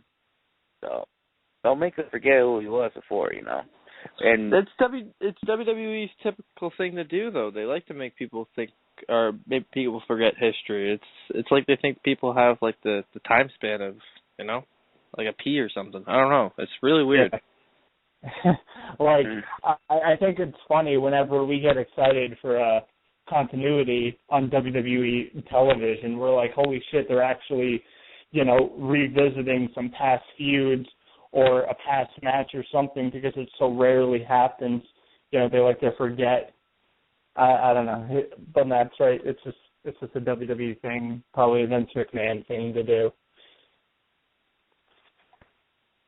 Yeah, definitely. Did we saw a reunion today? A reunion of a tag team?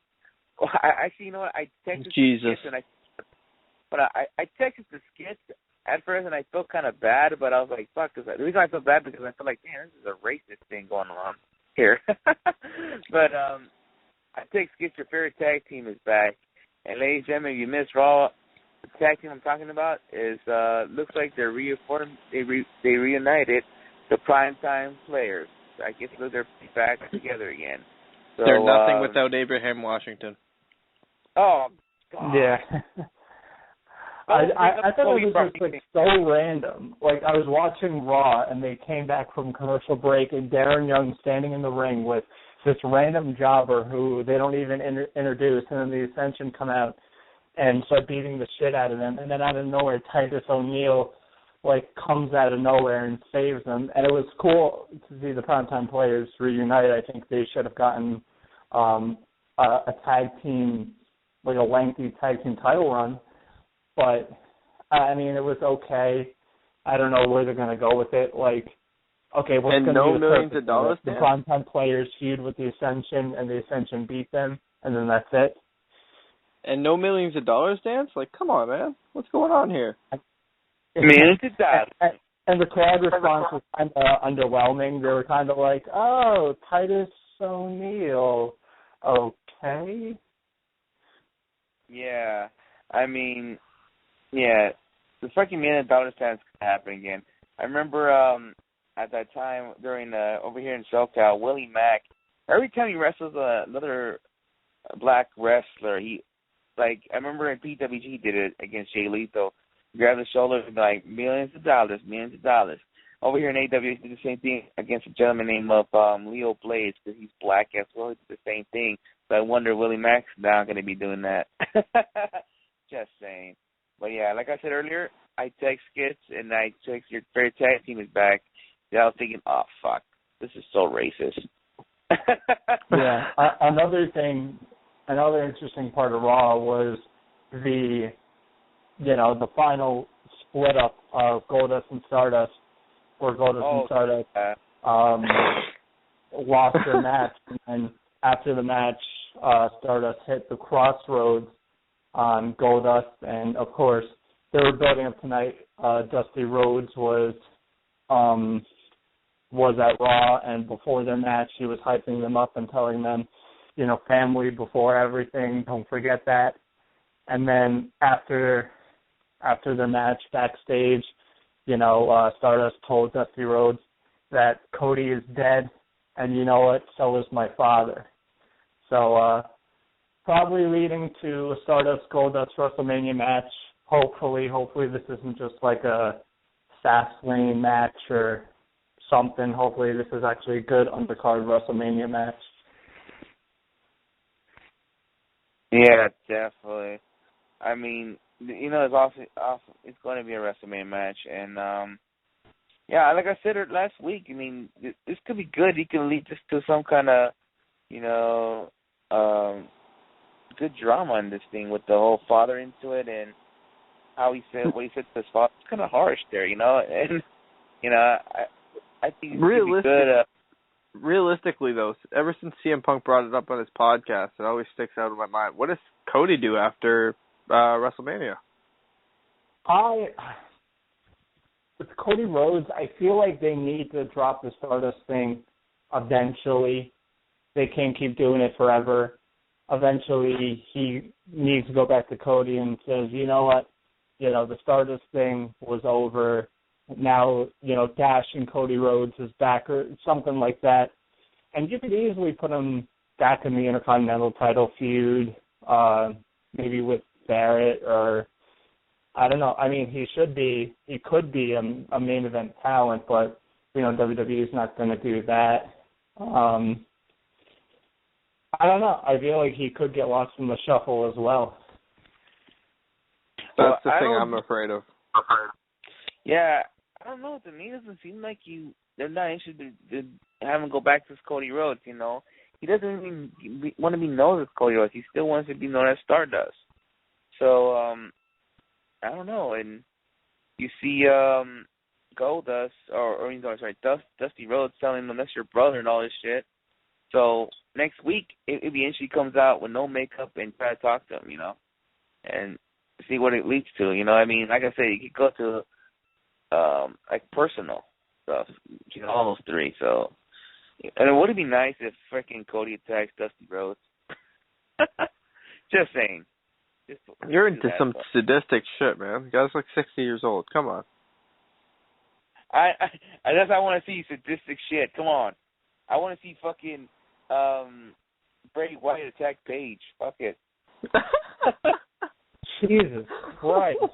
It's totally Bray Wyatt a top heel if he just kicks the shit out of Paige, but I don't know if WWE can go man-on-woman violence. You know, TNA can do that stuff. Peace out, USA Network. But, you know, TNA Wrestling can do that by having a woman being powerbombed through a table. So, I mean, everybody wanted it to happen, so it's not like it matters. Yeah. Going back to Bray Wyatt videos, he did 3 of them today, and one of them looked like he's building a casket. So I think the reason why they did so many on one episode is because they're bringing Taker back next week. Yeah, because he says that I'll find you. So looks like Undertaker next week. First, I want to see how he looks because those pictures, he looks freaking like he just should not be wrestling. You know, I'm interested to see how he's gonna look next week when he comes back because. You know, Undertaker, Bray Wyatt, this is going to be something interesting. Because all those freaking videos of Bray Wyatt doing, then talking to Undertaker. We know he's talking to Undertaker. Some people said Boogeyman, which I think is insane. But the Undertaker is coming back. I know he's coming back next week. I can feel his presence. The dead man is coming back. So, yeah, I mean... And I mean, I don't know how I feel about that just because of the recent pictures you see of The Undertaker, and he just looks in terrible shape. I mean, how many more matches can this guy do, even if it's once a year? I know, right? I'm just saying just 2, that's it. Just 2, and that's it. I think honestly, I think this is it. I think he hands the torch to Bray Wyatt, and this is it. I think him and Kane go together in the Hall of Fame next year. I think this is truly it, guys. Well, we'll see. I mean, I got to see how he looks next week, to be honest with you. I got to see how he looks next week when he comes out. Because, I don't know, like, I've been a big Taker fan for years, but it's just sad to see how he looks and all that. So let's see how The Undertaker looks next week. And let's see if he tombstones Bray Wyatt or something, you know? The dead man is coming back. We'll see what happens. And, fuck it. This is something we gotta wait and see. So, yeah. The dead man, people. All right.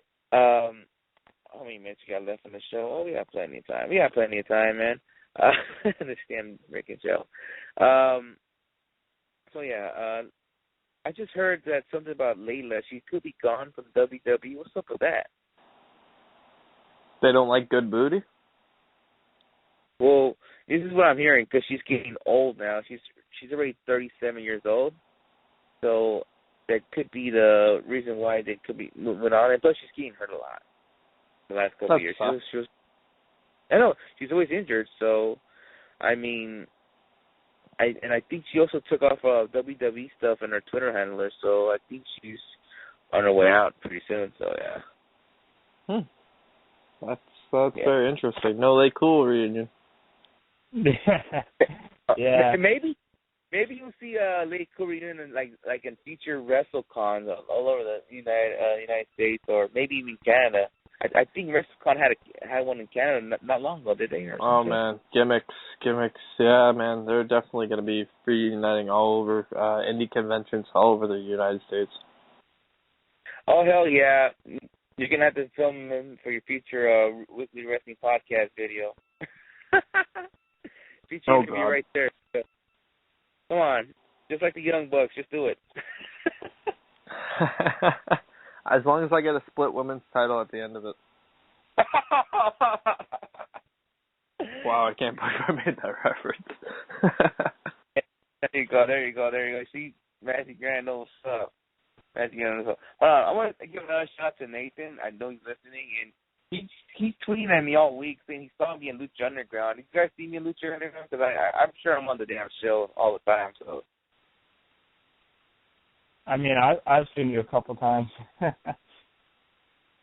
right, so I'm gonna send you an autograph, I guess. And Lucha Underground. You're gonna be famous soon. You know, you're all over Lucha Underground. You could be Dario Cueto's next, right hand man. Who knows? Lucha Underground. If you want to hire me, go ahead. I'll get my ass kicked by El Patron. I mean, not El Patron. I mean, Pecticon. I'll break my arm. Fuck it. I would pay good money to see Oscar versus Cage, Lucha Underground. Money.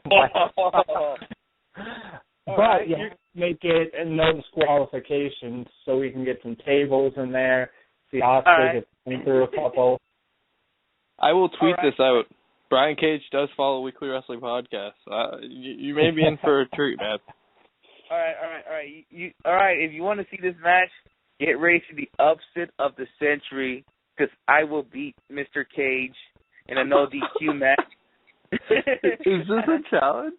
Is this a challenge coming right here on WH?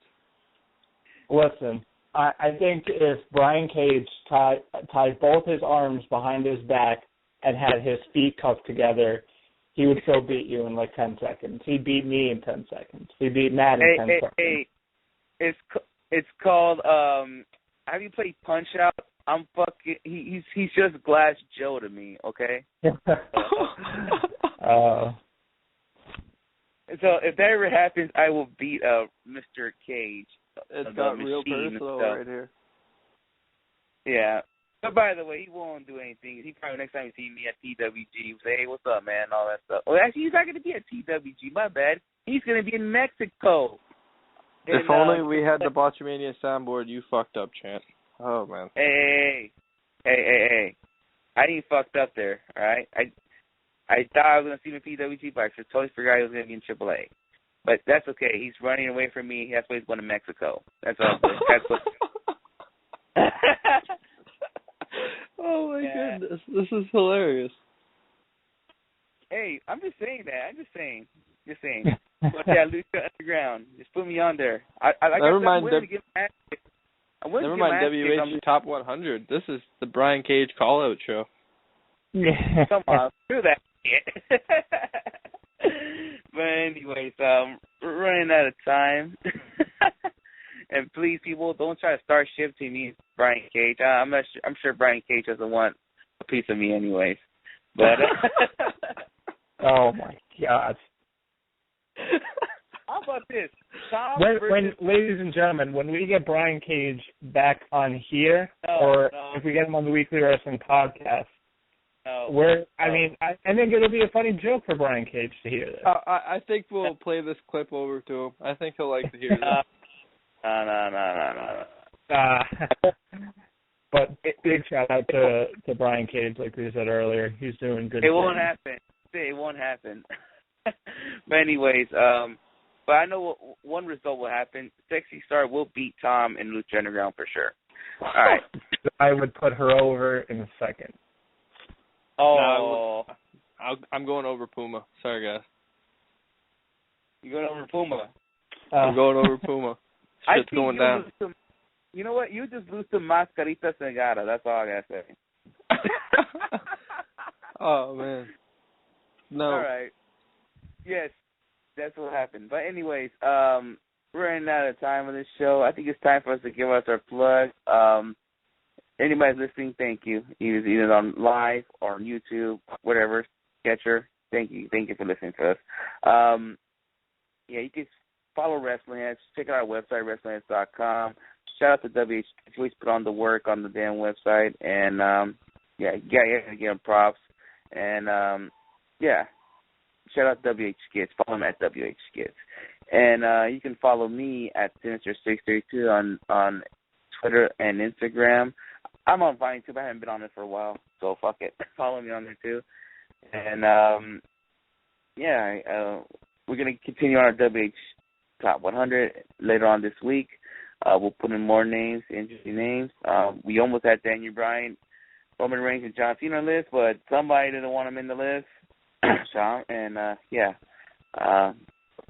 ahead. Throwing Tom under the bus. It's fine. Ladies and gentlemen, for the WH Top 100, we didn't put Daniel Bryan, John Cena, or Randy Orton in because, you know what? Fuck it. Who cares? Anyway, good shit. Getting back to my plugs, you can follow me on Twitter at @2tweetme, my only social media my only social media account. Follow me there. You fucked up. That was a botchamania. But for that, I will tell you what is not a botchamania is this Friday, February 20th, over in Cleveland, Ohio, at Mount Carmel School. AIW is going to present I Choose You. I will be there. John Hickey, Shane Page, Cole Cabana versus Chris Sabin. Dennis Stamp is going to be there. Cliff Compton versus Brian Myers. Bunch of people coming out. AIW is always doing it big. If you're in the Ohio area, check it out. But if you're not, make sure you get this when it comes out on DVD. Check out AIWWrestling.com. I will be there. And since you brought it up, Dan, because I know there's another event going down this Saturday or Sunday. That's correct. Yes. Just this Sunday night, Alpha One Wrestling going down. Watch the Throne 3. It's going to be one hell of a show. Definitely don't suggest missing it. Also, Beta Pro before Alpha One. If you want to see the future stars of professional wrestling face-off against the current stars, come and check that out as well. I will be at AIW on Friday. Triple shot for me this weekend. Really busy weekend after a weekend off. Looking forward to it. If you guys see us out, come and check us out and follow us at Weekly W Podcast and follow the Elite Podcast Network at Elite Podcast Net. All right, Matt, if you want, you can pay for a flight. Me and Tom will head over there. AIW was telling you. I mean, I wish I could be over there because Grayo is coming to America. It's your show. Yeah, man, it's going to be a fucking party this weekend at AIW and Alpha One. Do not miss these shows, folks. Support great independent wrestling. And I think I'm going to leave it to you guys to head off with the show. All right, well, once we have fun at AIW, I'm going to have fun at PWG the weekend after that. And this Saturday, I might be heading to Lucha Underground, maybe. So I'll see what's up. I'll let you guys know during the week. But anyways, till Friday, we'll continue part 2 of Top WH 100. Until Friday, sweet, brothers. Peace out. Peace.